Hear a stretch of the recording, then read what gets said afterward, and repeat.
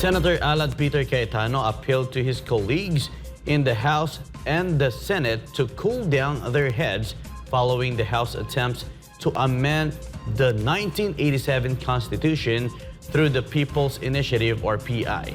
Roy Gomez report. Concerned about the way things are going now in Congress, with differing stand on attempts to amend the 1987 Constitution, senators believe it's always best to consider that everything goes through the right process. With this, Senator Alan Peter Cayetano on Friday appealed to his colleagues in the House of Representatives on the Senate not to burn the House down amid the House commitment and use of a People's Initiative or PI. In an interview with reporters after the groundbreaking ceremony of the Philippine National Police New Crime Laboratories, in which he was guest speaker, Cayetano said in amending the charter, the process is as important as the final result.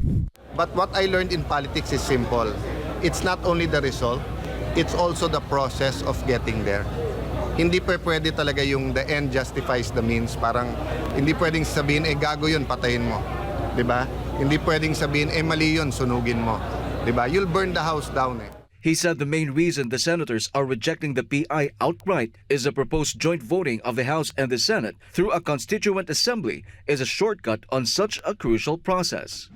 Yung proseso, and not to take sides, but yun ang nire-reach out ng mga senador. That shortcut kasi yung proseso na voting jointly. Basically, para mo sinasabi, hindi mo makonvince ang mga senador, kaya i-abolish na lang natin sila. Cayetano also said the 24 senators who on Tuesday stated their position against the PI are not opposing it simply to protect their position, but to protect the Senate as an institution. Among that have openly expressed their sentiment are Senators Joel Villanueva, Bongo, and Jinggoy Estrada. Wala nang saysay ang Senado. Paano na po yung tinatawag natin na checks and balances sa gobyerno? Sino mag-check ngayon? Kung meron silang ipasa na mga provision o pagbabago sa Constitution, outnumbered kami. The idea that a simple joint vote could render our bicameral system meaningless is not only an insult to this august institution, but a betrayal of the trust the people have placed in us. Again, in that particular manner, I would say this is an insult to the Senate.